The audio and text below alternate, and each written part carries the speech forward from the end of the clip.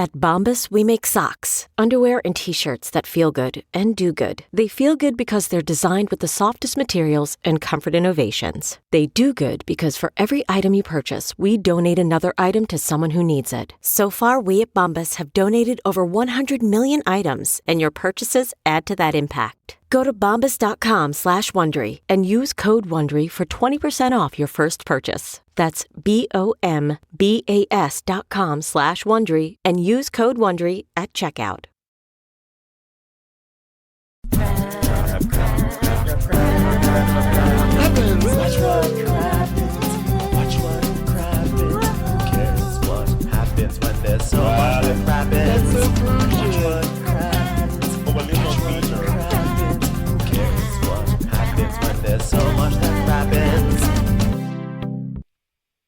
Hello and welcome to Watch What Crappens, a podcast about all that crap on Bravo that we just love to talk about. I'm Ben Mandelker, and joining me today is the hilarious and wonderful, and if you're watching us on camera, color-coordinated, Mr. Ronnie Karam. How are you? Well, hello, Ben. How are you doing today, honey pie? I'm doing great. I love that we have this penchant for always wearing the same colors like to our show. Like this happens all the time. It's bonkers. I'm like we're both in this. I'm dressed like my gallon jug today too. Yeah, it's all green. Yeah. We're all green. Green. I got a green watch band on. It's just a green day. Go green. Go green. That's my college mascot. So we are here today to talk about the season premiere of season 3 of Winterhausen. Winterhausen's happening. Let's see some shout outs. I recorded an episode with Kate Casey that's coming out on Saturday. So go listen to that when that comes out. It's basically Ronnie did one very recently, and Kate basically asks both of us, and we have our own episodes just about us and like how what we do and how we got to where we are, etc. It was really, really fun to record because basically I got to talk about myself for an hour. But you should all listen to that because Kate's great. We love Kate. You should listen to her podcast anyway. She's a real sweetheart. So I just want to give a shout out to Kate for that. And then aside from that, we got our usual stuff. We got Patreon, patreon.com/watchwhatcrappens. You can watch this video. You can watch us in our green shirts over there. We have our weekly bonus episode. This week, I guess I talked about myself some more. I talked about my appendix journey, but we talked about the show and everything. It was fun. Check that out. And we got Well Hello this week. That's on Wondery Plus, so keep an ear out for that. And then next week, we have Crappy Hour. Crappy Hour is back, where we'll be on IG Live at 8:30 on the East Coast, 5:30 on the West Coast, and we'll be talking Bravo. Whatever's on our mind, whatever gossip, whatever news, whatever stuff we want to recap, we're talking about it there. So follow us at Watch What Crappens on Instagram, so that way you can be part of all the fun. So with that all out of the way, Ronnie, what did you think about the Winter House premiere?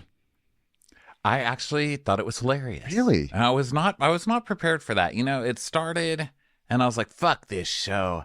What are they doing? Because, I'm that kind of person. During the last Winter House, I remember saying, why do I have to watch these same old people try and fuck every time? Like, try and convince me that they want to fuck each other. I don't believe it. I don't buy it. Change it. And so they changed it, which I'm sure was just for me. Yeah, it was. I'm sure the entire Bravo went into a tailspin just to please me, as usual. And they changed it. And then what do you get from me? I don't want to watch a bunch of maids making out, which is so rude. But, it's like Below Deck. We call that maids on a boat. And I was like, I have enough Below Deck. I don't need to watch people trying to fuck on this show from Below Deck. I've already seen it.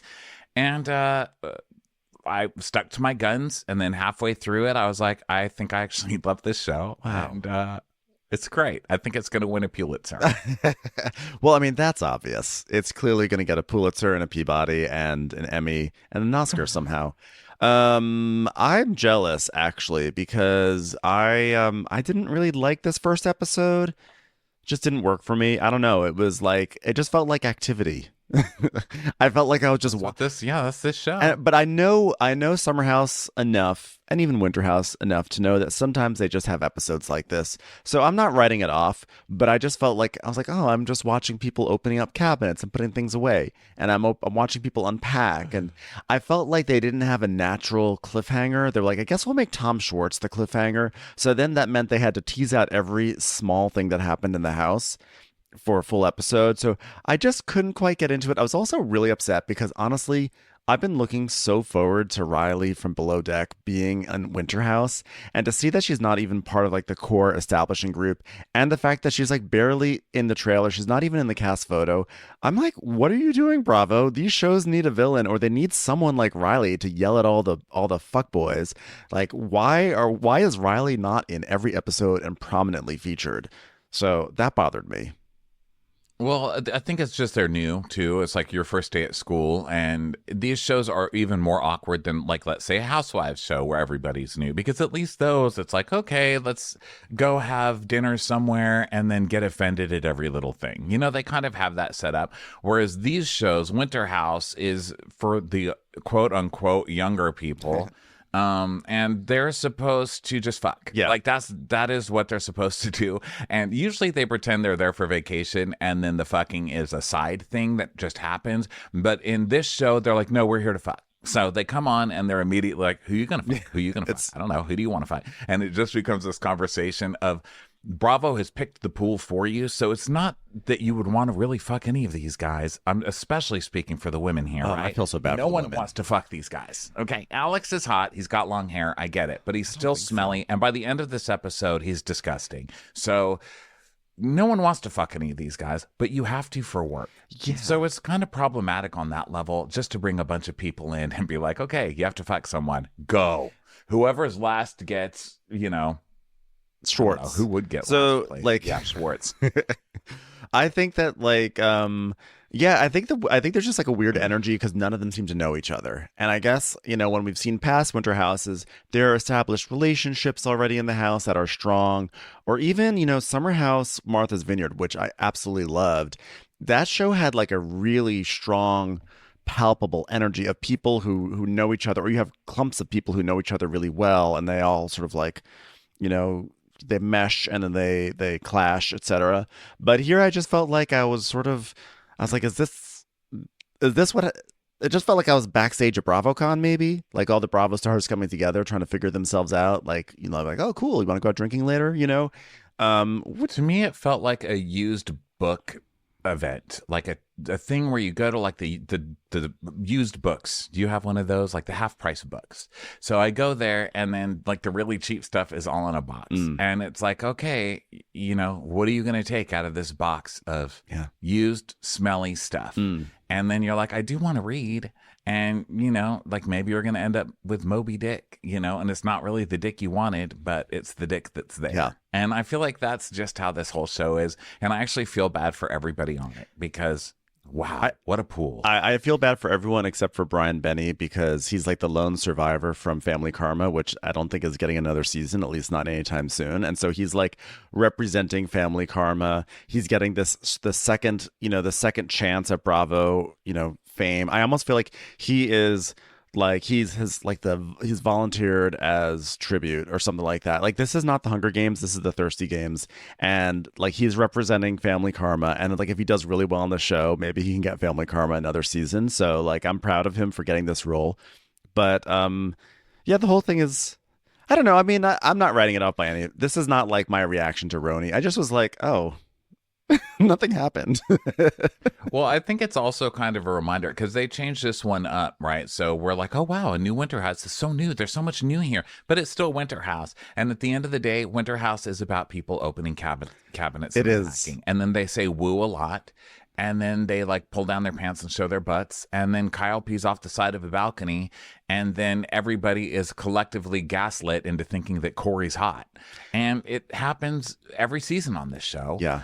I mean, or the derivatives, and that's just what it is. Nothing happens on this show. I don't know what you were watching before, but I can guarantee you it was 15 pages of notes of literally walking from room to room going, well, I'm pissing off the side of the mountain, Amanda. This felt even more opening cabinet-y than usual, though, I guess. It just felt like a lot of that. And I think part of that is because with people from Below Deck, there are some that I think can translate off of Below Deck and be like reality stars in their own, like on their own, like Kate Chastain or Hannah, etc.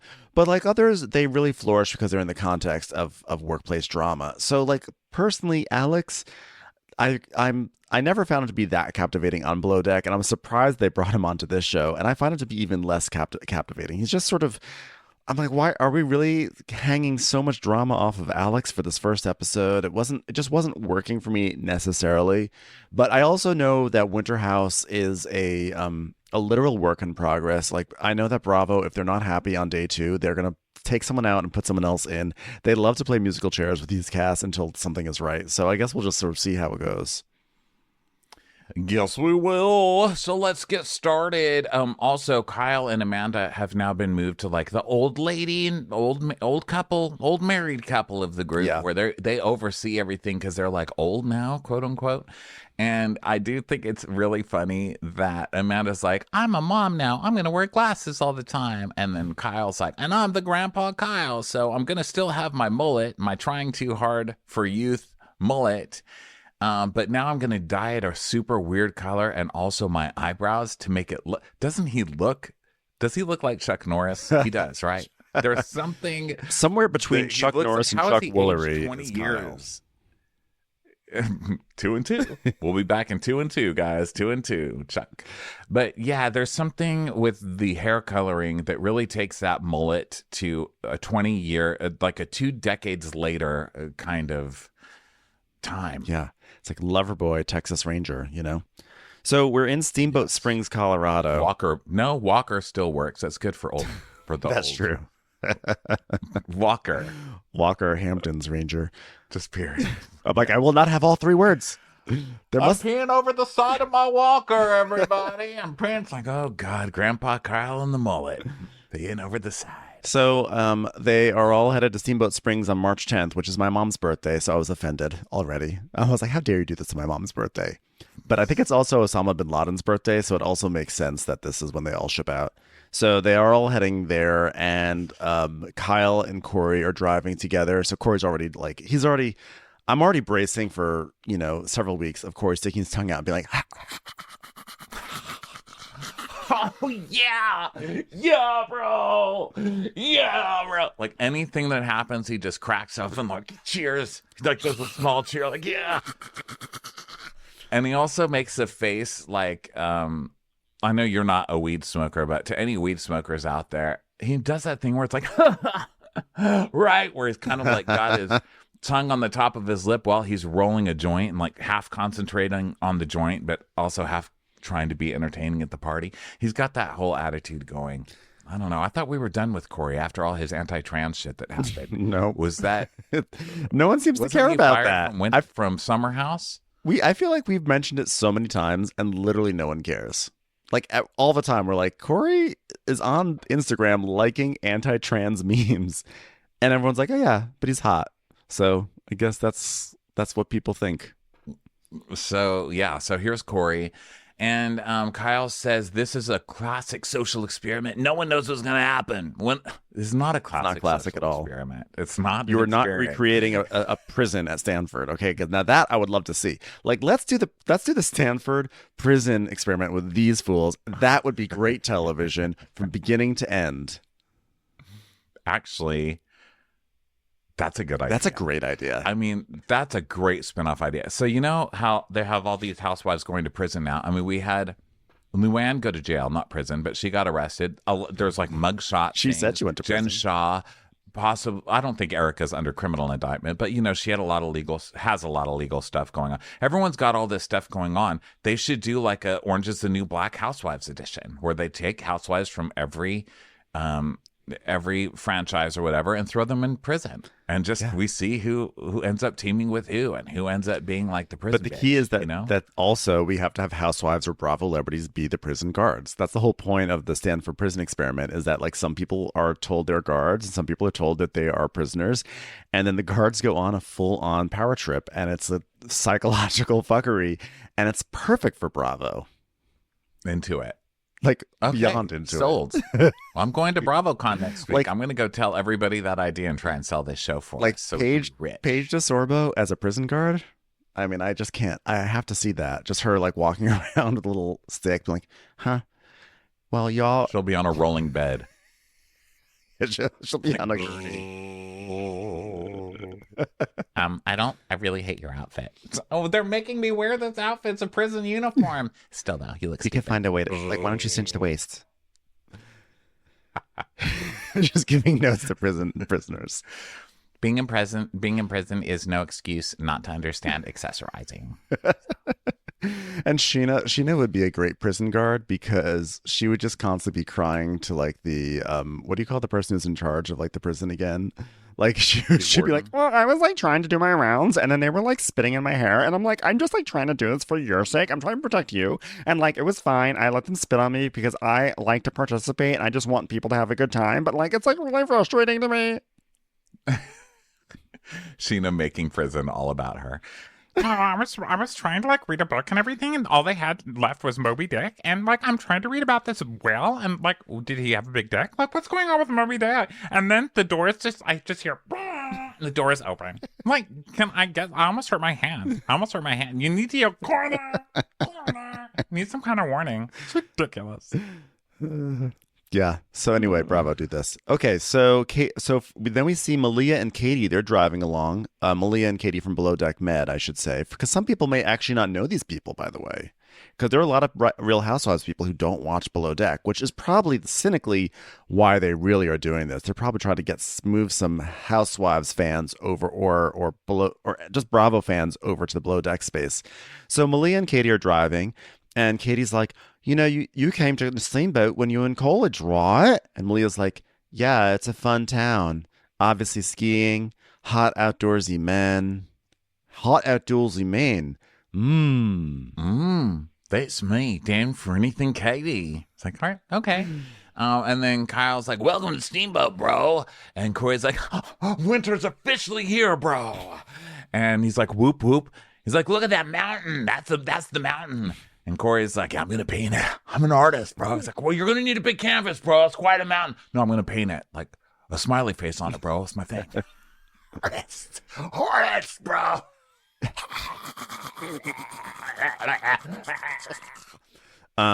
Then we have Danielle.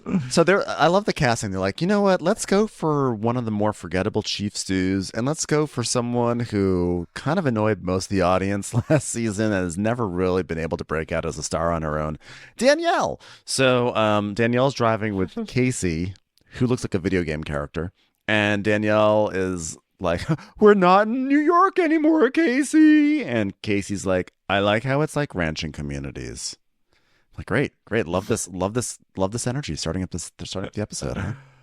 I really appreciated how they were like, guys, let's have this winter house meeting. What if we get a bunch of new people from different shows? But one thing we do have to keep consistent. Winter House is a show that features a random blonde that nobody's ever heard I know. of. Preferably into crypto. That's that would be great. Like, we have our second crypto Lindsay and third random blonde that is not on anything. What is I know, that? and I love when they show.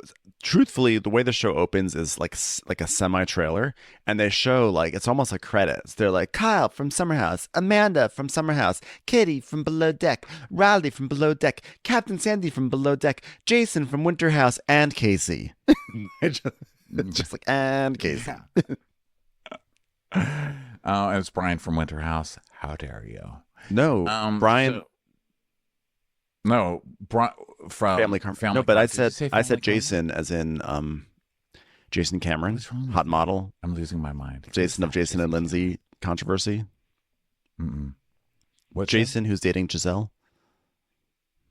Oh, right. Oh, he's coming? I think so. He's in the cast photo. Everyone's coming on this show. Yeah, but will anybody come? The question is where? Me. And what sock? Over the balcony.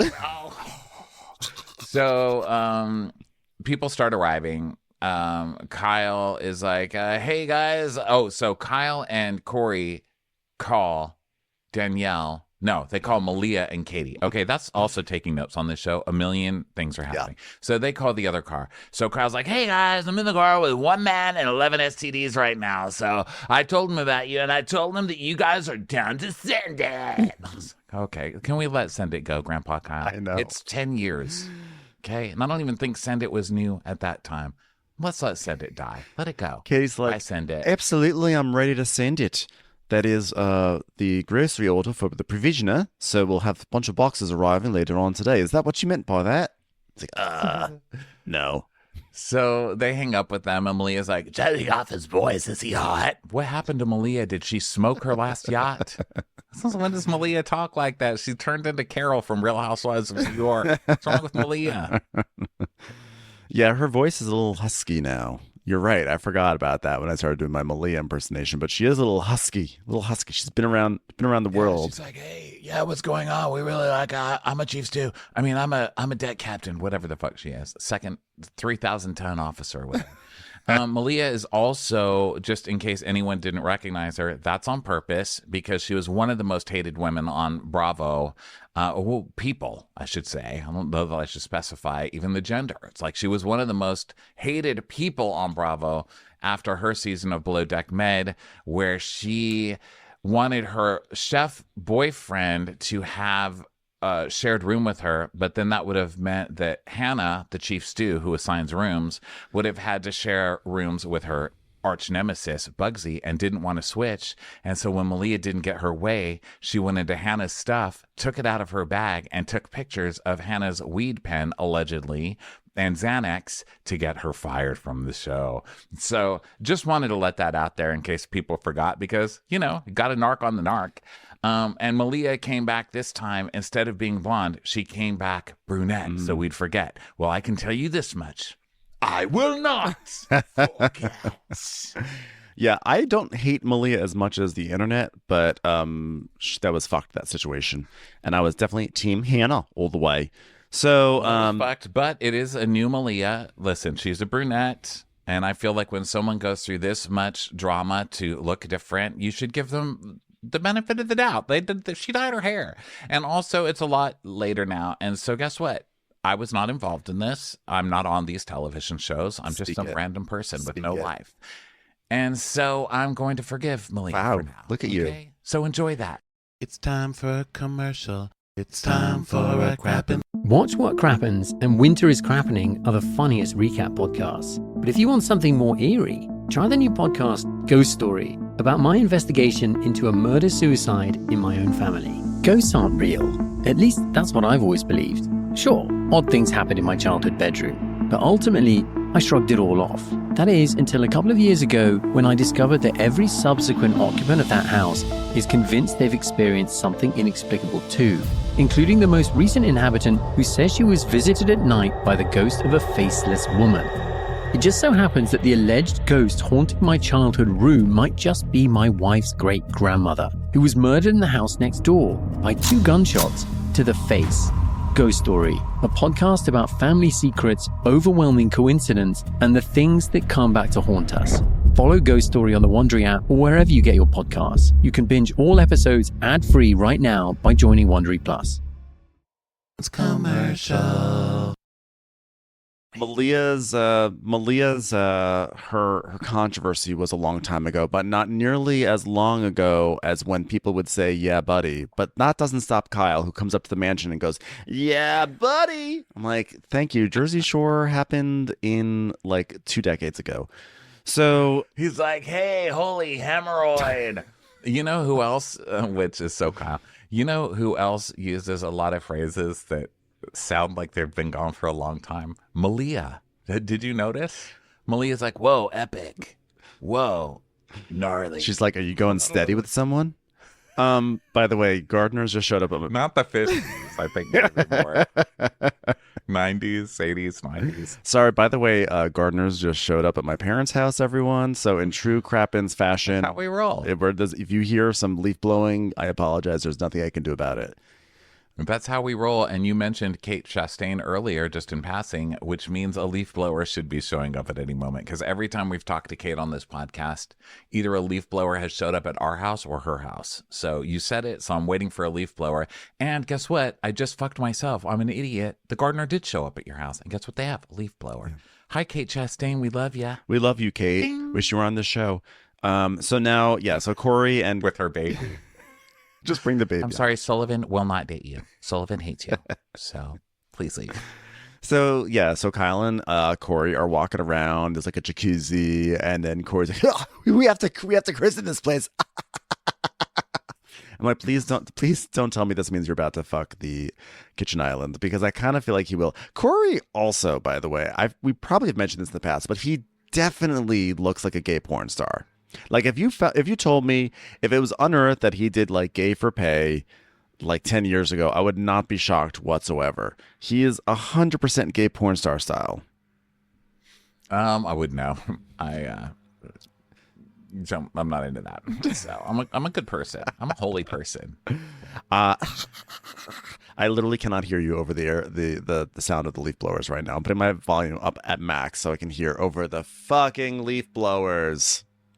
Well, at least someone's getting blown in this house. Am I right, leaves? So, dad joke.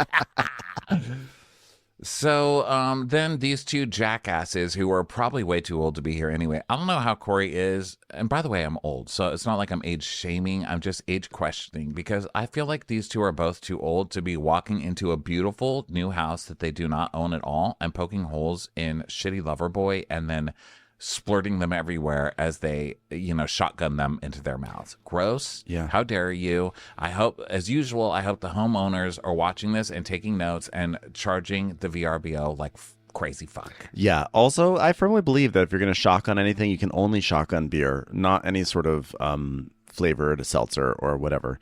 So that's just, I'm putting that out there into the world. So they're there. Getting a running start on the bar rot smell that permeates all of the sets of this show. Yes.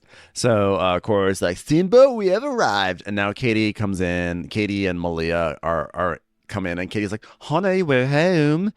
And then she eyes Corey, and they play sexy music. So she's already kind of hot for Corey, which is a thread that lasts all of 3 seconds on the show because they never go back to it. What, that she likes Corey? Yeah, but I guess it's also, maybe it's that Malia likes Corey, because Malia's like, "Corey is definitely good looking, but he screams fuck boy." Yeah, and Katie and Malia are super close now, so they do their diary rooms together, their confessionals together. So they're sitting next to each other, and Katie's like, "Well, good for me, because fuck boy is my type." And Corey's like, "Where are you from?" No, he doesn't say "where are you from." He goes, "You're from where?" It's like a more annoying version of "where are you from?" It's "you're from where?" It's like you thought I was making a sentence, but it turned out to be a question. So Katie goes, "Take a guess." The accusatory way of saying it, like, "And you're from where?" Jeez, sorry. She's like, "Oh, this is my favorite game. Okay, take a guess." And he goes, "New Zealand."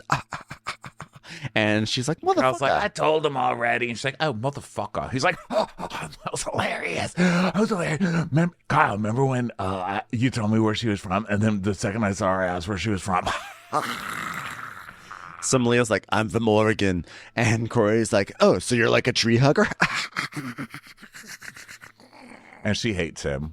She just kind of rolls her eyes. She's like, "Yeah, I guess." So they start looking at the rooms in the house. They take a little tour, and the producer is asking Malia and Katie about their relationship, and they're like laughing. And Malia's like, "Basically, we're like codependent at this point. Like, we're basically in a relationship without the sex at this point."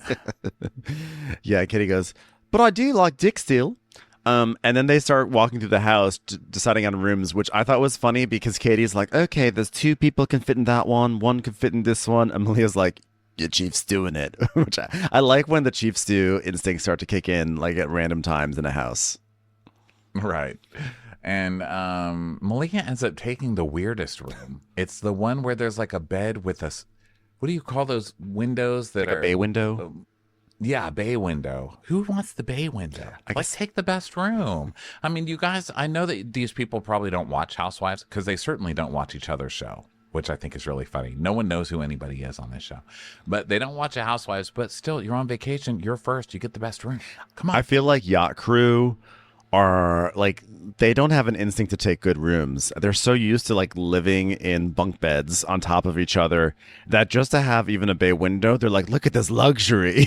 That's right. She did take something with multiple windows. Yeah, instead of a luxury. window that is like the size of a beer can, like, oh my God, look at all this glass. We got to take this room. Yeah. It's like a window orgasm. She's just like being window greedy right now is what it is. She sees something with like 5 windows making a wall. She's like, fuck yeah, that's mine. Do you hear the air? By the way, do you hear the air, the leaf blower? I do. It's insane. It's insane right now, Madison. It's like literally just, I feel like I'm about to get sucked into that leaf blower. It is so close to my head right now. Yeah, it is really cool. I'm sorry, everyone. So Danielle, let's see. Danielle and Casey are like giggling as they start coming over, and Danielle's like, oh, they're at a liquor store. Very bitch sesh, by the way. Danielle and Casey. Oh, that's right. This bitch sesh here. Oh my God, that would be amazing. That would have been if great. They really were here, just like shitting on everybody the whole time. Why did they not cast Casey and Danielle? Why did they not put a bitch sesh podcast in the middle of the show? That would have been wonderful. Yeah. So they're laughing, and Danielle's like, we normally don't get ourselves Grey Goose. Wow. I was like, wow, guys, great casting.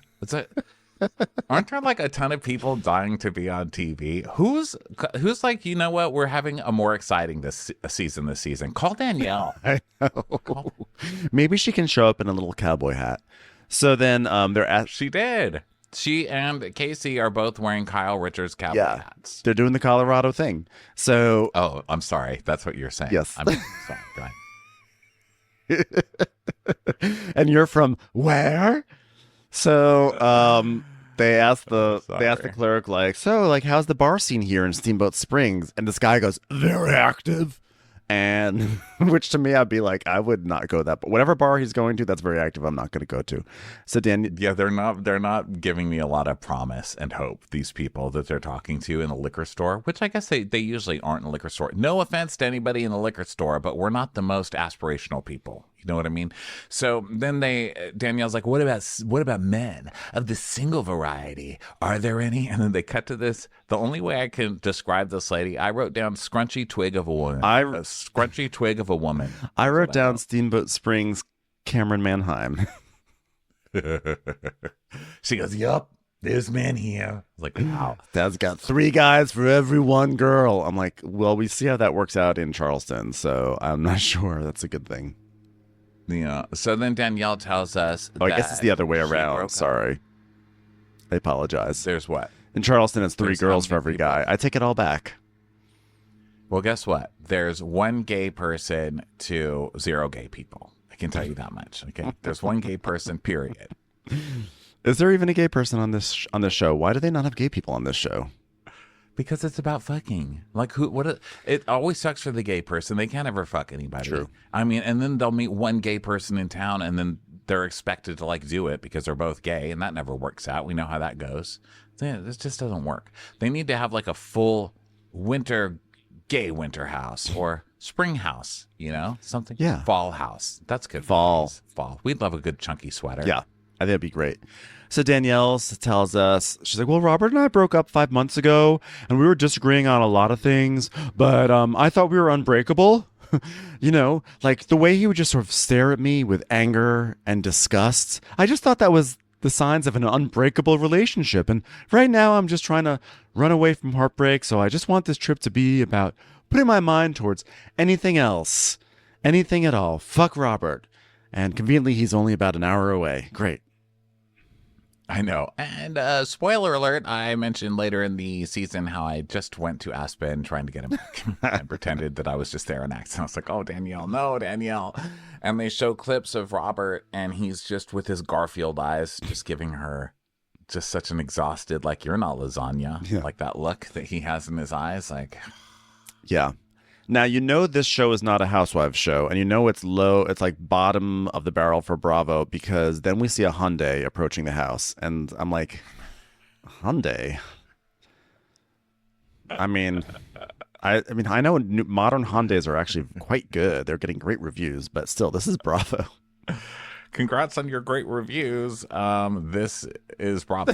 Okay. This is Bravo. It should be at least a Genesis. That way it's still in the same vertical. Hey, are those nice? Those Genesis they are cars? Nice. I see those, and that's the new thing that dads are like, you know what? Let me tell you what a real luxury car is. The Genesis. Is that the Hyundai? It's the Hyundai fancy car. It's like the fancy Hyundai. Yeah, it's nice. They're nice. I rode in one once, and They're nice. They don't necessarily cause my head to turn when they drive by, but I wouldn't kick it out of bed. Well, you know us. We're big on head-turning cars, the both of us. We're real, sports car type people. Well, when you drive a Kia, you're used to everyone dropping what they're doing and being like, "Who's that man in that car? He's got that sexy Kia." I like when I pass by in my car and just kids look up like, "Mom's here to get us from soccer." And I'm like, "Suckers, fuck all y'all." Okay, so Jordan gets there. She comes in her Hyundai, and Jordan is from Martha's Vineyard Summer House, Martha's Vineyard. So she comes. I love Jordan. Love her. I love here. Jordan. And so she's hugging everyone, saying hi, and she's like, "Someone's bringing in my suitcases, right?" Okay, that would be great. So they all do that. And Malia's like, "Have you ever been here before? Epic." Epic. And then Danielle and Casey arrive, and there's like more hugs. And Danielle tells us, "If I'm going to be single this trip, I want to surround myself with females who are going to build me up. That's Jordan, that's Casey, and they're in New York with me all the time. They get it." And Casey's like, "Yeah, well, I'm the worst wing woman of all time. Like, you tell me to wing woman you in a bar, and like I'm probably over in the corner, like taking shots with someone I just met." Okay, so Casey really coming in with a bang. Okay. I do wonder why they didn't bring back Jess, by the way. That seems like an obvious move, considering her history with Corey. I feel like that would have been good, but that's fine. So, Jess, I don't know that Jess would even come back. She had a real rough season. She did. Having a rough season as a reality star is one thing.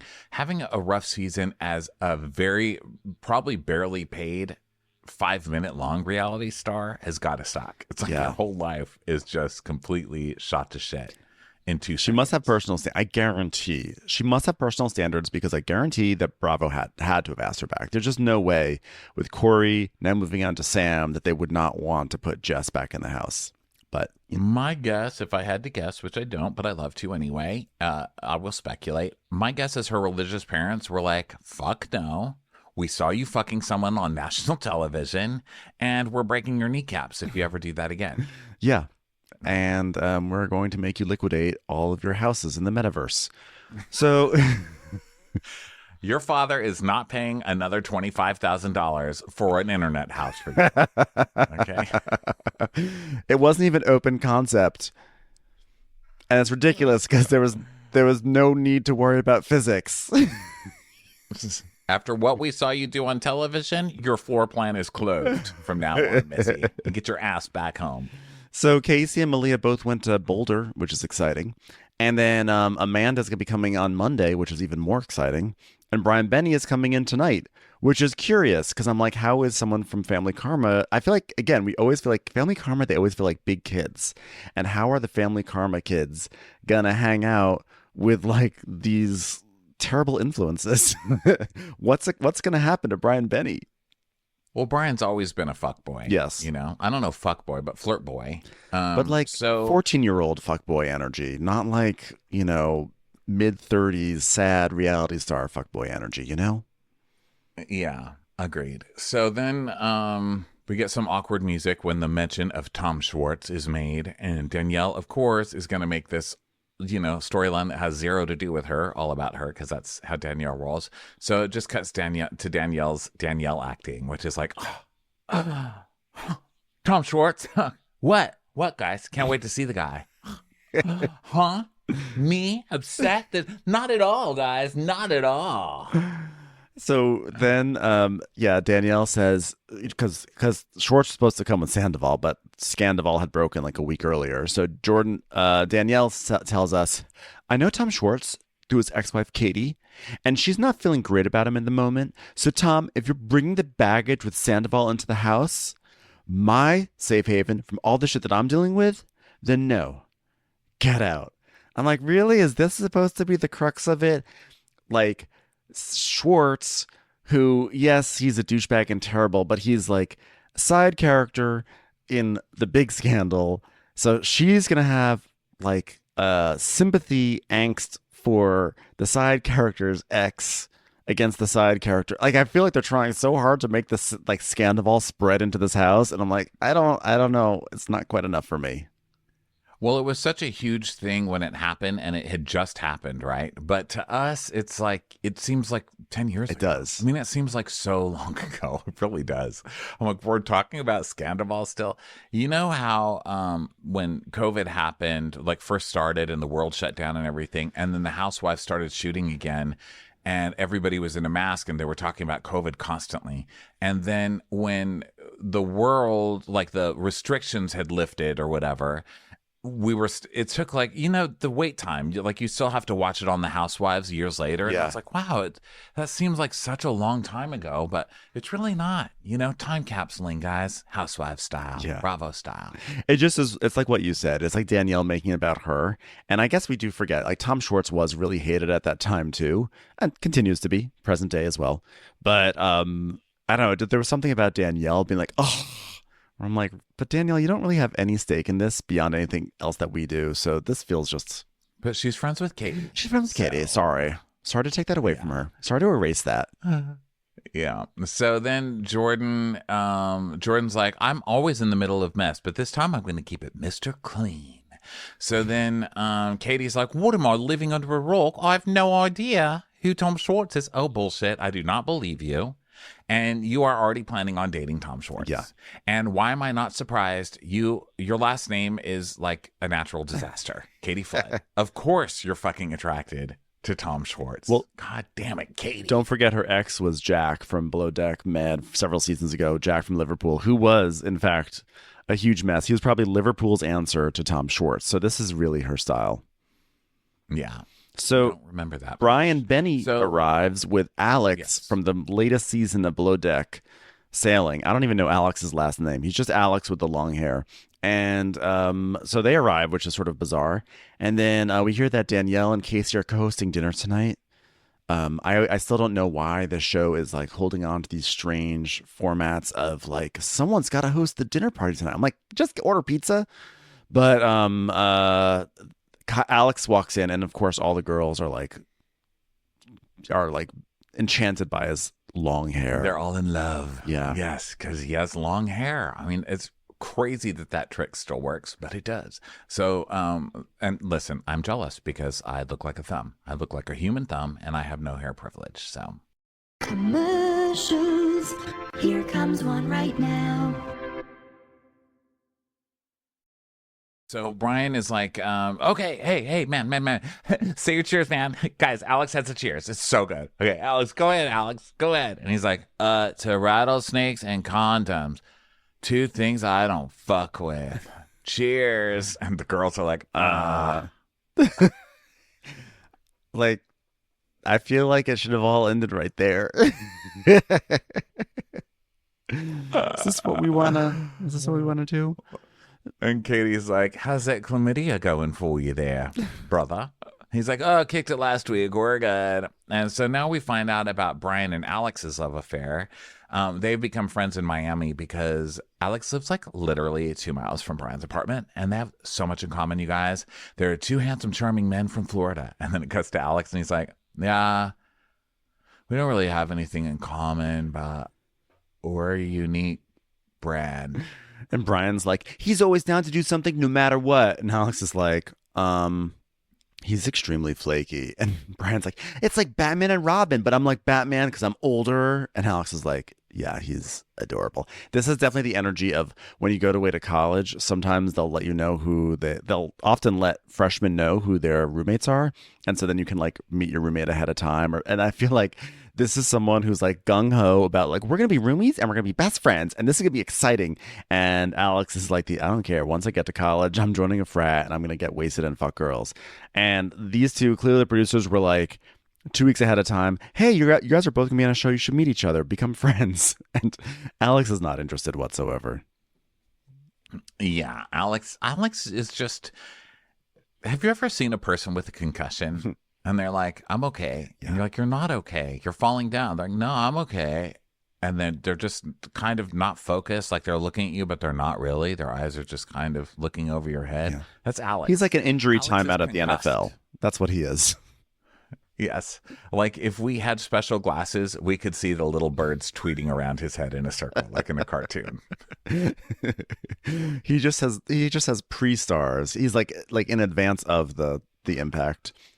So Kyle's like, hey, so how long have you had the Jesus look? And Alex is like, yeah, I'm like the cover of a Creed cover band. I'm a singer of a Creed cover band at a bar. And then everyone's like, no way, no way. Of course, like, no way.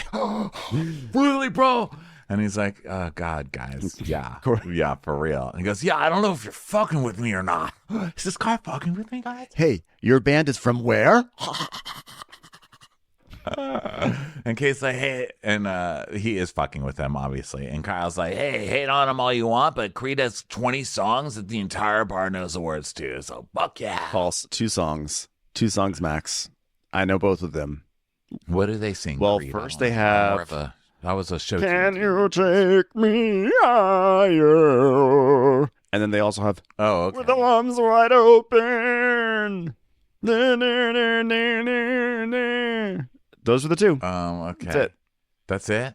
Maybe they have Inside Us All. What's This Life For? My Own Prison. Oh, my God. Oh, God. That also known as Winter House, My Own Prison. And it should be the prison experiment. My Benone's Prison. Yeah, I'm looking at them now. They do have long hair, so I'll give him that.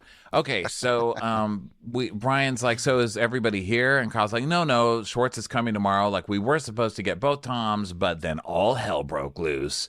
And then we cut to Ariana going, I don't give a fuck about Rocket. And then they just have like different shots of Sandoval crying, like, dude. That's my favorite Sandoval moment of Sandoval really just trying to cry but not being able to. He was coming here just like every man does on these shows. When they're caught doing something wrong, they try and immediately make themselves the victim, which we see later in this episode with his buddy Tom Schwartz. But Tom coming into that after being caught having an affair and making it all about like, and then that didn't work. So he ran to throw himself up against the wall, but it was a wall of windows, so he had to like put his fist against the window pane of like between the windows and just go and try really hard, which also didn't work. And then he just had to drop the tears and get yelled at. Classic Tom Sandoval. It was moment. Beautiful. So Kyle's like, as much as I was looking forward to both Schwartz and Sandoval coming to Colorado, thank fucking God Sandoval is not here because we do not need that energy right now. Oh, by the way, guys, Schwartz is a phenomenal guy. He's phenomenal, especially if you like someone who just kind of like mopes around and acts like a child and to do everything for him. He's phenomenal. Yeah, unless you need a bartender, then I'll have a nervous breakdown. All right. So Alex is like, yeah, like just let this house be a place of peace, guys. Right? Am I right? Like, there's Jesus again. So now now Brian finds out that everyone's already found a room. So he's like, what the hell? So he goes off with Alex to find a room. Yeah. Brian may as well just have like one of those little caps on that has a propeller, you know? So, so they're looking for rooms because Corey goes, yeah, I mean, I think, they're taking, you didn't get anything because you're up here bullshitting. Like, shut up, Corey. Don't make fun of our sweet little Brian. I mean, he's a fuckboy, but he's a sweet little Brian. So then they're choosing beds and Alex is telling us his sordid backstory, which is, I've shared space so much right now. I have a little brother and 2 sisters and we always shared small spaces and we were homeschooled. And so we spent a lot of time at home. And then on a sailing yacht, we're tight-knit. So Alex's story is that he's used to spending time on beds that are close to each other, and he was educated at home. So things are adding up. Yeah. And then we see a clip of him putting his cup on Captain Glenn's head in the middle of the night in the dark. It's all. So then we go to Kyle and Danielle unpacking kitchen stuff. This is Ben's favorite segment, the cabinet opening segment. This was a big cabinet opening segment. I love it, was a huge in other contexts, but in the context of Winter House, I don't love it.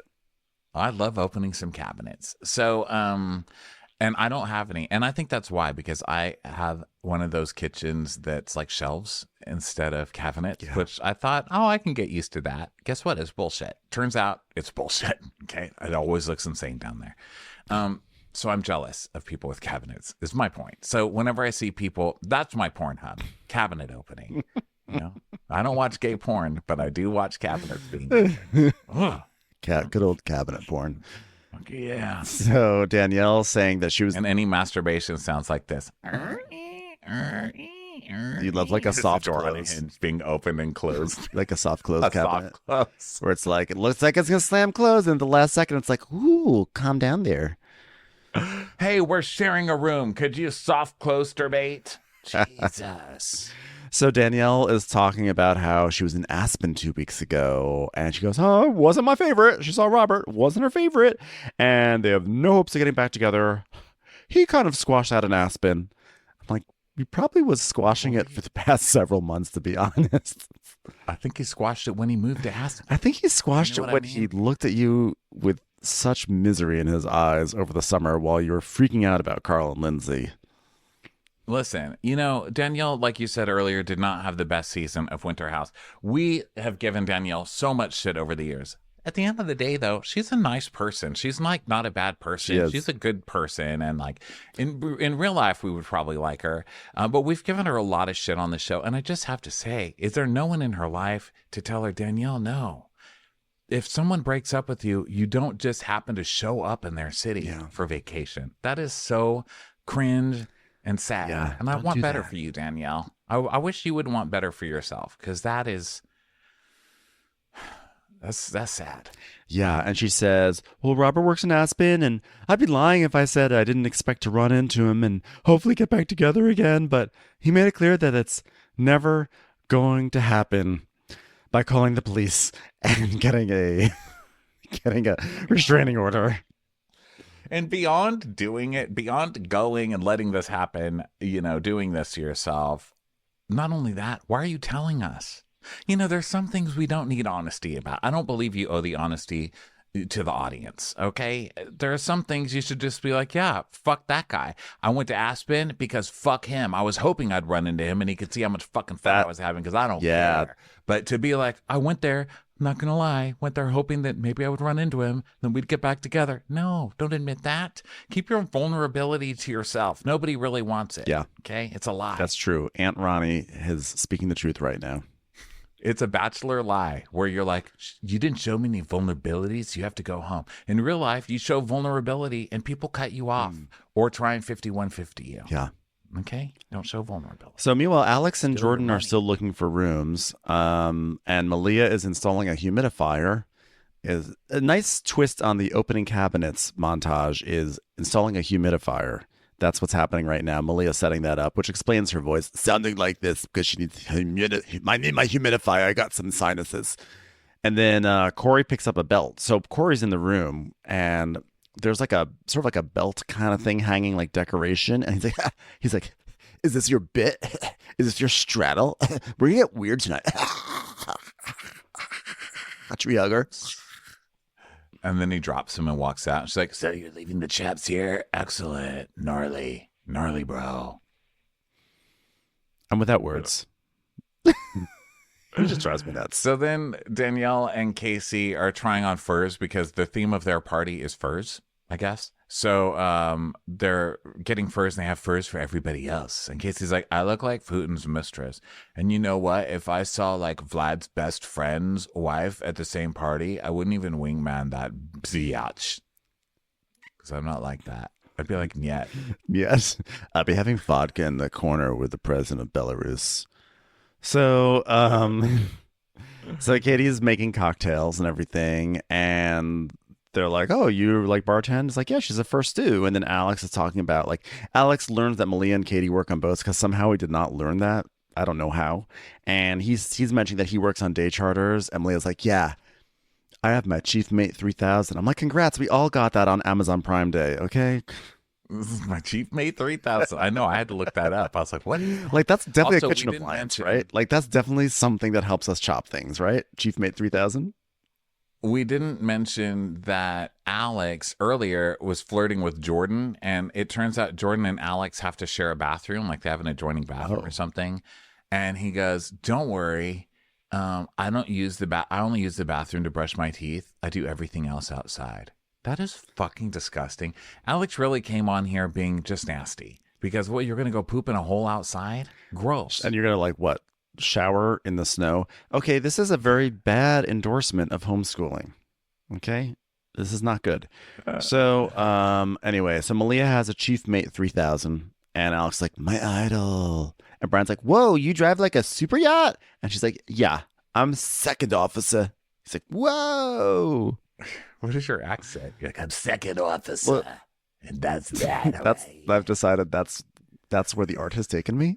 You're like an old mafia. An old mafia frau. I just can't do. I don't. You want to talk to this consigliere? You better get in line, all right? I don't know if I'm capable of doing husky without that sort of accent. Unfortunately, I don't know if I can do this accent without starting to talk like this. So that's just going to be Malia's accent. I got my Chief Mate 3000. What else do you want from me? Just turn singing flicking. That's gonna be. So Brian's like, whoa, Chief Mate 3000? That's massively attractive, by the way. Whoa, massively. And she's like, okay. And Katie's not into it either. And they just kind of both start laughing at him because this guy has zero game. Yeah. So he's like, so, like he's not getting it. So he goes, so you guys, you're like fully unpacked? Like, is it because you're like used to that? Because like you travel? So you guys like travel around and like you unpack a lot and stuff? So He's like, that's whole job. He goes, so like, what if you were like to date someone who's like a little messy and whose mom curses a lot? Katie's like, wouldn't happen. He's like, oh, I'm just asking for a friend though. They're like, no. He's like, do you even know how to do your own laundry? Yeah, it's like, do you know how to do your laundry? Then I guess you're ahead of the game there. And we saw in Family Karma him learning how to do laundry. So yeah, he's done it at least half once. Because his mom made him. So then he tells us, I've only been in like 2 relationships. So this is like a rom-com for me. Just me, just a guy who's done laundry before, coming into a house, then meeting people and being friend-zoned, Let's call it dancing in the friend zone, we'll call it. Friend bug. I've never seen someone be so friend-zoned so quickly by an entire group of people.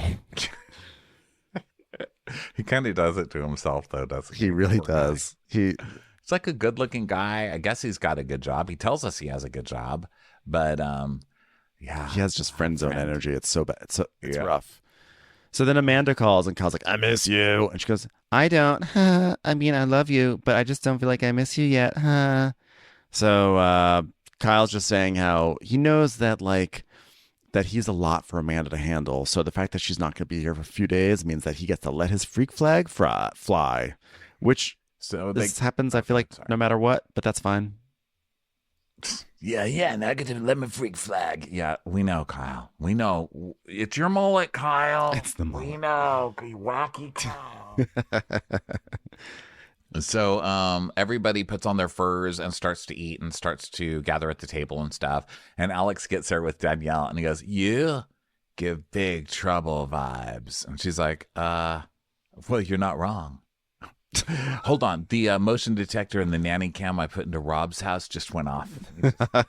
He's home. He's home. He's home. So then Jordan is like sitting next to Alex. It's Danielle. Can you hear me? I'm in the teddy bear. I'm in the teddy bear.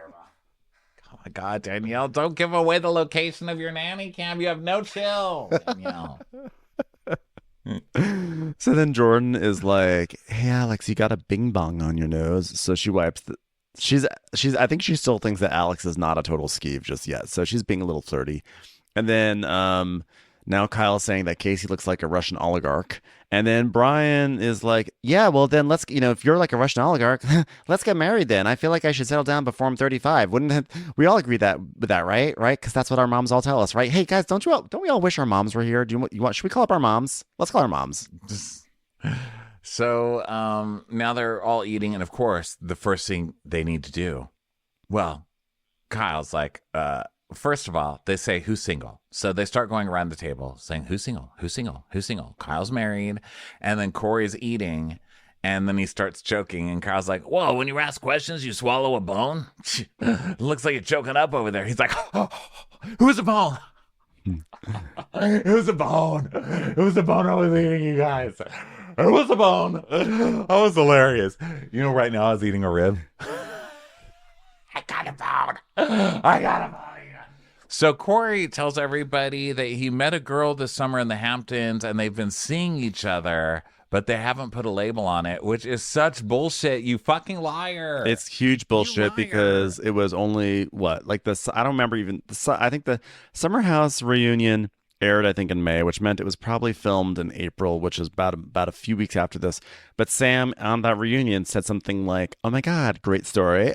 So like ever since the Hamptons, like Corey sends me a photo every single day. And it's like our photo. And it's like us. So like great story. I know we're like America's sweethearts. It's crazy. I know I'm so annoying with a story right now, but I just like love it.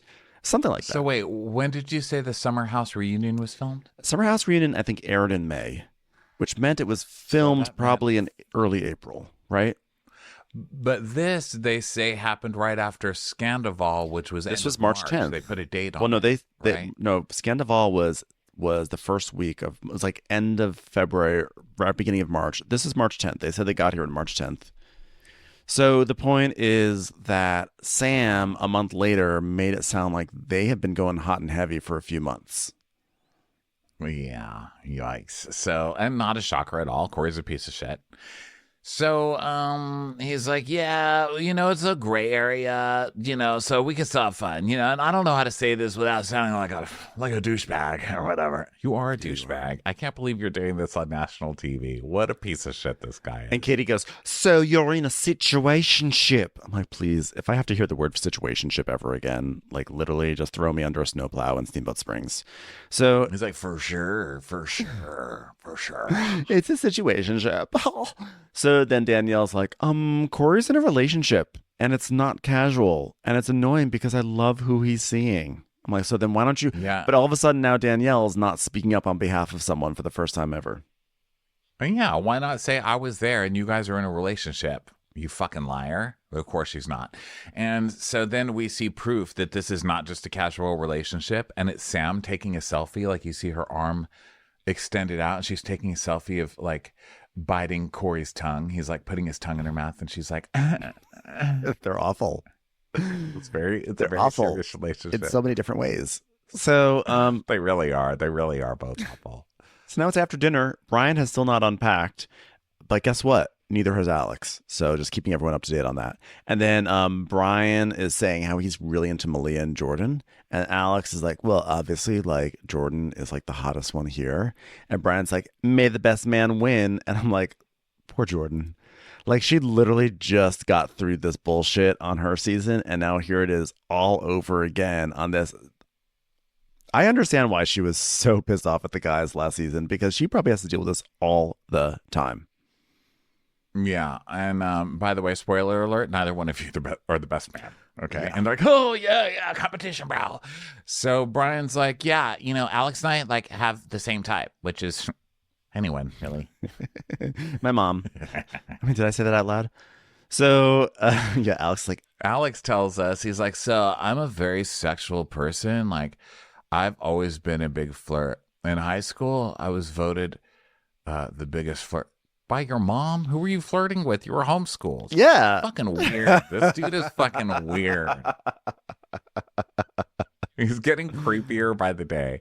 The shitting outside bachelor whose mother is in love with him. What the fuck? Stop flirting with your family, bro. So then Brian says he wants something serious. He, you know, a wifey for lifey kind of thing.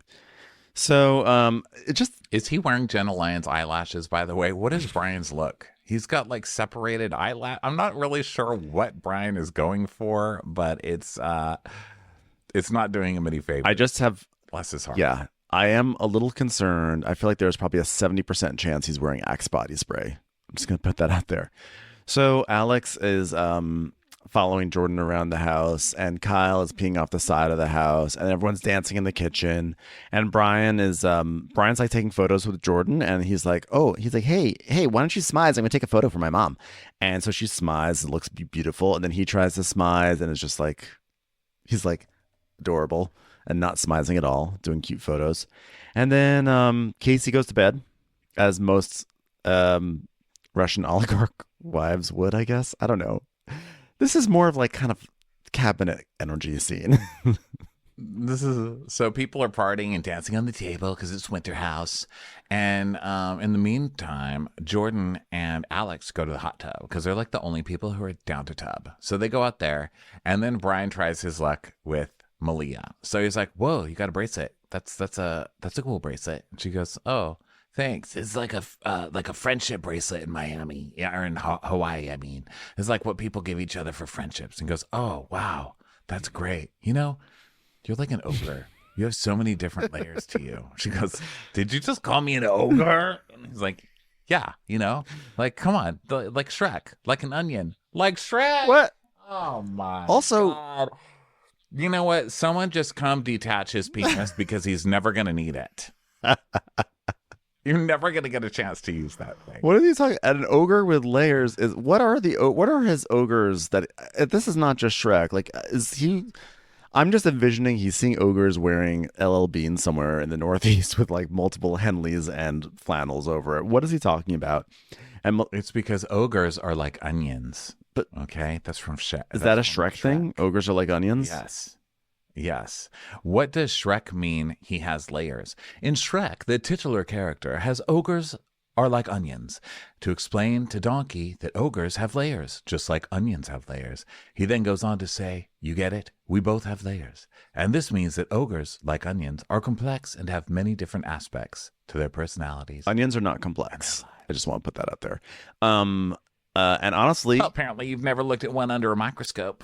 well, that's true. I gotta say, but you look at anything under a microscope and get complex. Now, let me tell you something else. My go-to "Onions Have Layers" monologue is from the 1992, perhaps, movie Hero, starring Gina Davis and Dustin Hoffman and what's his face, where Gina Davis is like an anchor woman, and she's in the beginning of the movie, she's like receiving an award, and she brings an onion up onto the stage, the podium, and she cuts it in half, she peels it, and she's like, "This is my work, and this is the thing. I have layers, but there's nothing in the middle. I have no core." And she's crying.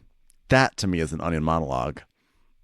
Wow, that is pretty good. Andy Garcia is That the is a third good person I was thinking of. Andy Garcia. Do better, Shrek. Yeah. From Ben's ears to Andy Garcia's ears to your mouth. I was like, let me tell you something. better. Gina Davis innovated with onion monologues, so I'm going to need Shrek to do a little bit better than that facile little line. Yeah. So Malia's like, "Oh my God, who calls, now I'm doing it. Who calls an ogre?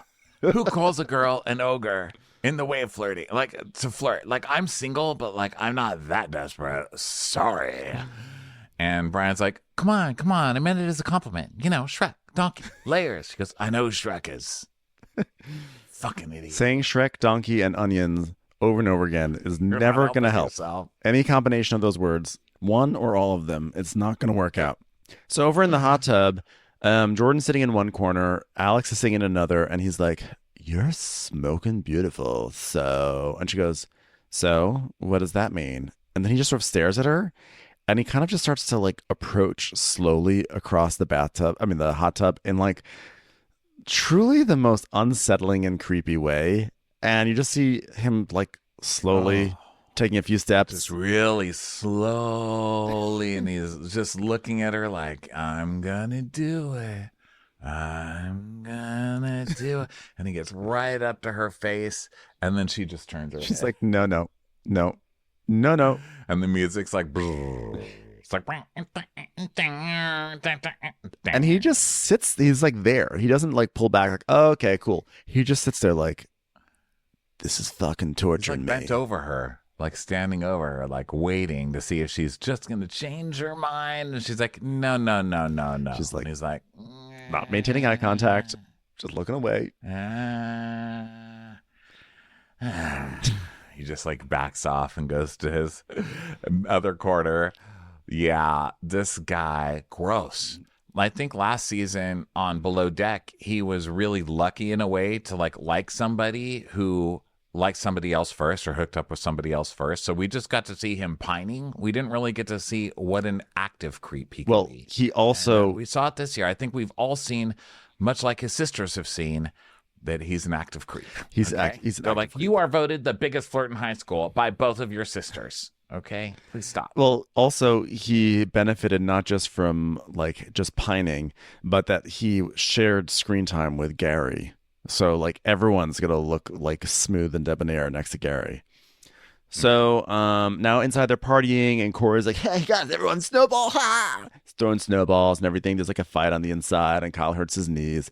So Jordan is she's changing because she's like whatever, and she says like normally I do like a man who has some swag, but Alex is giving cornball, so I'm loving the energy, but I'm feeling like it just ends there for us.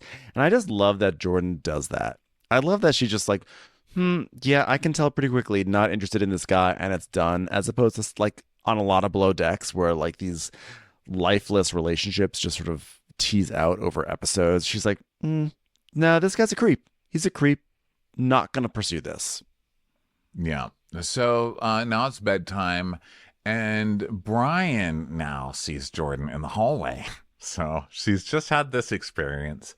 So then he sees her and he's like, hey, I just wanted to say it was a pleasure to meet you. And you know what? I'm going to go that way. Do you want to give a quick, she goes, oh, like a kiss? And he goes, yeah. She's like, no. Because at first he's like, she thinks it's a hug. Because she just is like, it's very obvious that I've friend zoned him. He's like my little brother right now. Of course I'm going to give it a hug. But he starts to go in for a kiss. And she's like, no. He's like, too much? Yeah, too much, Brian. Yeah, what a fucking weirdo. And also he's going, well, you're going that way? Well, I'm going this way. So can I, she's like, no. Goes, oh, okay. And she goes, why are you walking that way? Your room is downstairs this way. And he's like, oh, that's okay. That's okay. You go ahead. Idiot. Like he planned this whole thing. Like if we're going different ways in the hallway, she'll have to kiss me, right? So I've got to stick to it and keep walking the opposite way in the hall. What a fucking weirdo. It's mortifying. Fail. It's mortifying. Fail. So, yeah, Jordan's like, am I in the Matrix? Like, maybe I just have this effect on people. So then everyone goes to bed and Danielle falls off of her bed. And then Kyle's missing Amanda. He's like kissing her photo and stuff like that. And Corey's texting Sam. And anyway, they all go to sleep. So now it's the next day. It's 6:30 in the morning. Malia's waking up, and she's someone who wakes up at like 6:30. So she gets up and she starts cleaning, and she just says that like her life is all about having things in order. Like that's what it's like being on a yacht. So she just likes to clean, and she doesn't even care that people don't help because it's her hobby. Yeah, she loves to clean. So she's also going to make breakfast. She's going to do pulled pork and egg sandwiches for people. She's like, yeah, I've been up for hours, so can I clean anybody's room? Anybody need some breakfast? So people start milling in, and Brian tries again. It's like a new morning, so he's just going to try and flirt with some. It's so sad. Do you guys think it's attractive when you just try to bang every single person in there? Like, what a way to make everybody feel not special at all. It's just like, okay, tried this one, moving on to the next, trying this one. So he tries with Casey, and he's like, hey, I'm in tech. And she goes, oh, yeah, I'm in crypto. I'm pretty nerdy. So and he goes, yeah, me too. High five, high five. Whoa, let's feel each other's hands. And she goes, okay. So do you work out a lot? Because I see that you've got calluses on your hands. He goes, oh, my God, is that gross? I'll cut them off. I'll cut them off immediately. She's like, no, because you know what? New York men never have that because they're in offices all day. I'm like, well, or also there's lots of, because how do you think those buildings get built? There are people who are doing, there are people who are working with their hands in New York too. I don't know why I'm taking this stance, but Brian is like, it's like people don't work out in New York is the craziest thing I've ever heard. People, how long have you lived in New York? Are you fucking crazy? I know. She's been there for like 6 months. She's like, yeah, guys in New York just don't work out. Guys in New York do nothing but work out. Everyone says, oh, LA, everyone's in shape. No, in New York, when it's cold and snowy, no one has anything to do but to go to a gym and stay inside and warm there and work out. So they all are like super buff. Well, I will say in my 10 years there, I did not have that problem. Okay. But I get what you're saying in theory. But I found plenty to do. And her name was PlayStation. Okay. Her name was Lara Croft. I went to a lot of tombs and I found a lot of treasures back in those days. Okay. A lot of puzzles. That's fair. Sorry, penis. But that's fair. So then Brian's like, is that attractive? Is it okay? And she's like, yeah, it's better than baby hands. So then Schwartz has a text. He has an update. He's like, "Oh, I'm heading to LAX. I would usually be giddy, but this whole melodrama has quite a hold over me. Oh, I'm a baby." And Danielle's like, of course I don't want to see Schwartz. What? I mean, I'm mad at Sandoval, but dude, like, how could you know about this and not even say anything? I cannot wait to yell at him for Katie, who will completely be my best friend after this. Yeah. But then Danielle has this weird hedge where she goes, "But then again, I also don't know what it's like to walk in Schwartz's shoes." So I'm like, "Oh, okay. So you're going to be empathetic then?" I don't get it. So then the plan is Alex found a tubing hill for them all. They're all going to go tubing this afternoon. So they're all getting ready. Brian and Casey are doing a TikTok together of him like in a towel, getting ready, like they're primping and stuff. And everyone's getting dressed. And then Alex sees Danielle and Jordan and he goes, "Oh my God, look at you two." Cool. Could you be any more pervy? Like it's been less than 24 hours. I know. Danielle's like, "Yeah, keep your pants on, buddy." Jeez. And he goes, "I can't keep it in my snow pants," or whatever. So now the ladies get in one car and the boys get in another car. And Jordan's like, "Oh my God, these boys just came in scorching, huh? Like they really came in hot." And Malia's like, "I mean, are any of us even their type?" And Jordan says, "Well, they were both trying to kiss me last night." And everyone's like, "Ew, oh my God." And then in the other car, the guys are trying to divvy up girls. Like, who's going to get what chick, bro? Yeah. And Alex is like, "Yeah, Jordan, Danielle, the short one too, maybe." Brian's like, "Malia, I mean, I like her a lot just because she's mean to me and she doesn't entertain me at all." Like, "What? Entertain?" "Yeah, like she shoots me down, you know? I really love that. She's like my mom." Guys, should we FaceTime my mom right now? That'd be so fun. Yeah, but also, like, I kind of like Casey because, like, she's dope and, like, she's got this whole, like, Dalai Lama, let's drink collagen and do yoga in the morning type of vibe. That's cool.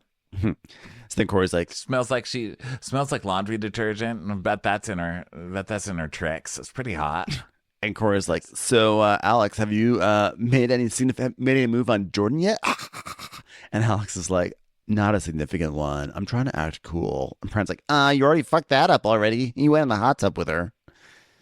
So I guess he forgot that. So Jordan is telling the girls that he tried it. He tried it in the hot tub, and then Brian tried it in the hallway, and they're all cracking up. So then back to the other car. Alex is in the back seat of the car, and he goes, "Hey, guys, could you open the sunroof?" Because you can see on the sunroof that it's covered in snow. So stupid Kyle's like, "Sure." And he opens it and all the snow falls in. Yeah. Stupid. So now they arrive and Corey's like, "Is it 2 o'clock?" I'm like, "Oh my God, please go face first down this slope."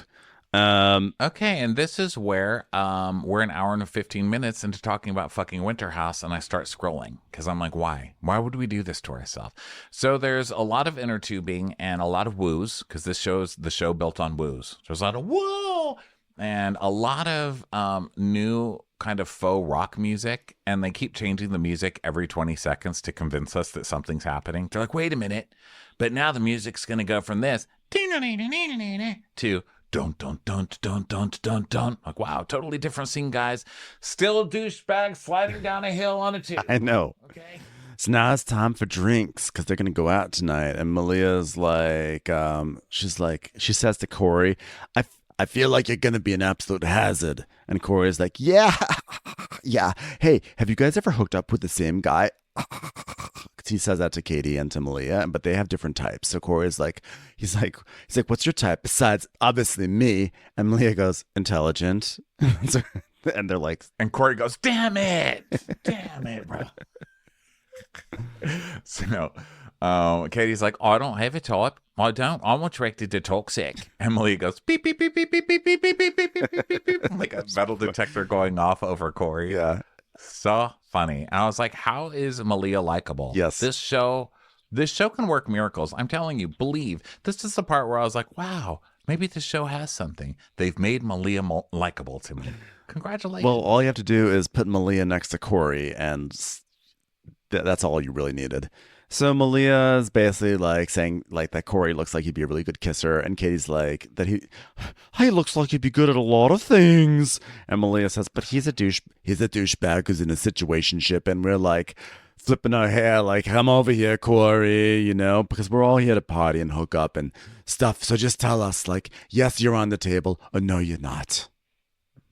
So now Alex tries his hand at Danielle. Okay, so she sits down and he sits way too close to her on the ground. She's like, whoa, okay, you're awfully close. Okay, you can move a little further back. And he goes, yeah, glad you guys came tubing, but you know, like, look at you. She's hot. She does stuff. Yeah, you're intimidating. She's hot and she Gotta be does honest. stuff. Wow. Gotta be honest. Wow. I've never been more turned on. You're hot and you do things? Whoa.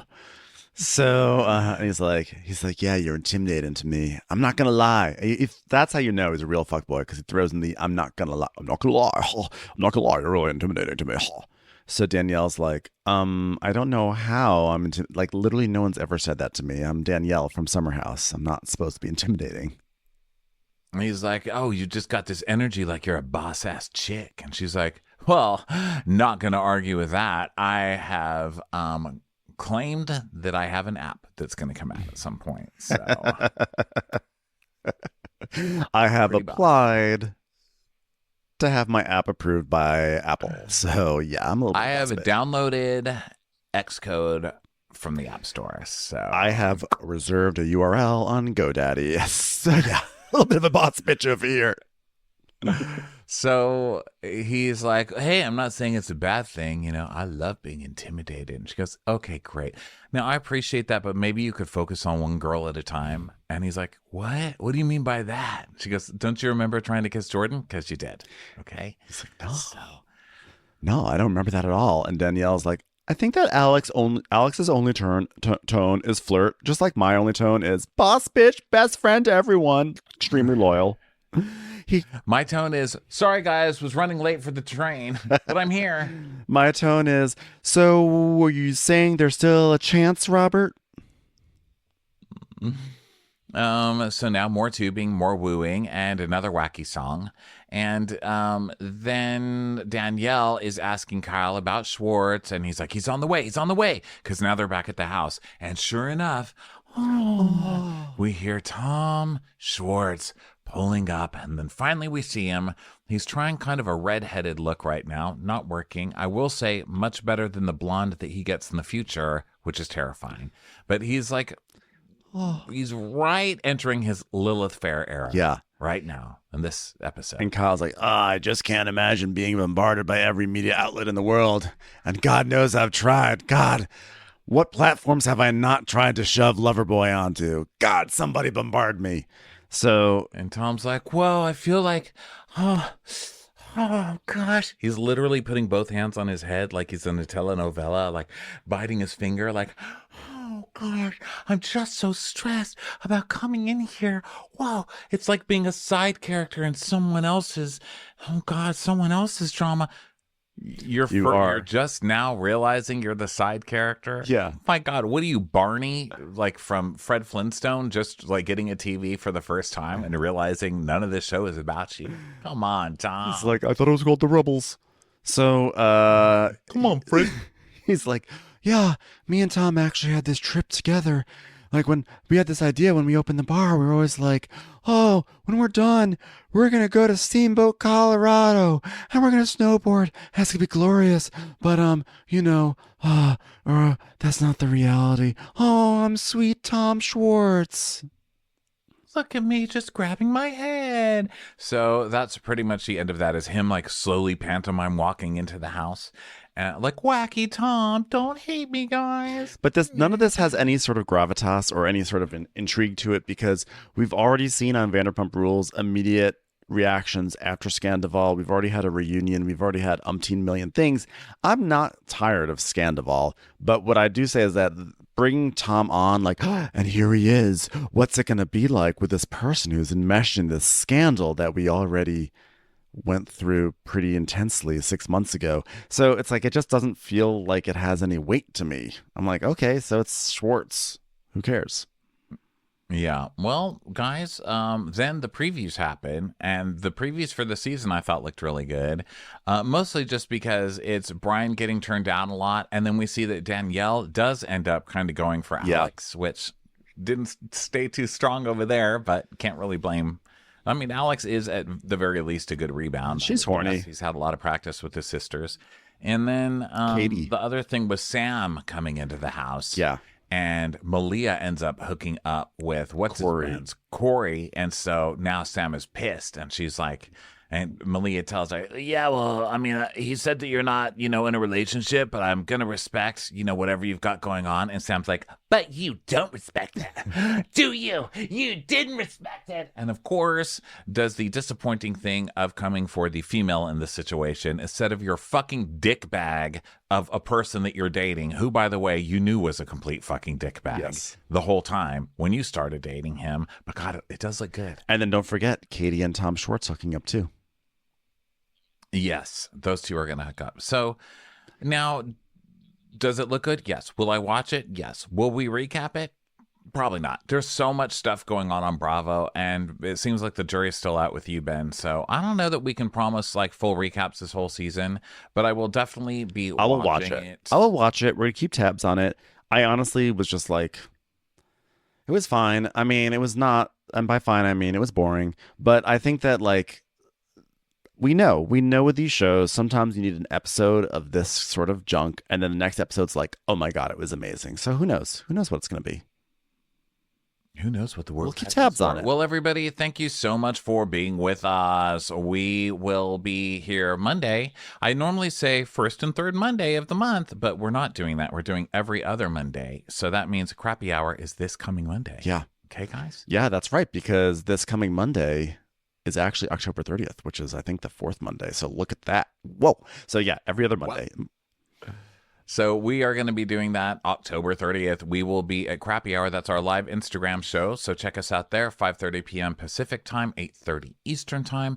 And just we're here every day. So come back every later. day. Also, this week is Dwell Hello. It's our House Hunters recap. That's super fun on Wondery Plus. And if you want these videos, they are on Crappins On Demand, patreon.com/watchwhatcrappins, along with our bonus episodes. Thanks, everyone, for being here. We'll catch you on the next one. Bye. Bye, everybody. Watch What Crappins would like to thank its premium sponsors. Ain't no thing like Allison King. Ashley Savoni, she don't take no baloney. Strolling the park with Caitlin Clark. She's not just a Sheila, she's a Daniela. Itchels. Erin McNicholas, she don't miss no trickolas. She's never scary, it's the Green Fairy. Jamie, she has no last namey. Hava Nagila Weber. Know your worth with Jason Kurth. Sip some scotch with Jessica Trotch. She's always supplying, it's Kelly Ryan. Kristen the Piston Anderson. Let's give a kisserino to Lisa Lino. Megan Berg. You can't have a burger without the Berg. Ruru LaRue. The Bay Area Betches.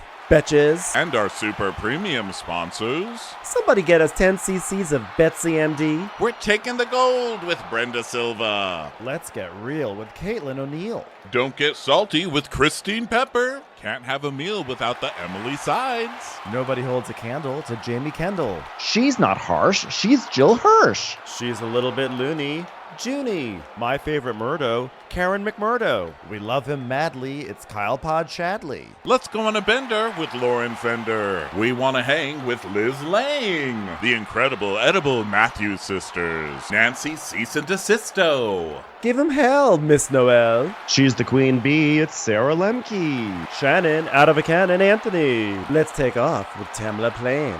She's quite the catch, it's Victoria Cotchett. She ain't no shrinking Violet Kuchar. We love you guys. Hey Prime members, you can listen to Watch What Crappins ad-free on Amazon Music. Download the Amazon Music app today. Or you can listen ad-free with Wondery Plus in Apple Podcasts. Before you go, tell us about yourself by completing a short survey at Wondery.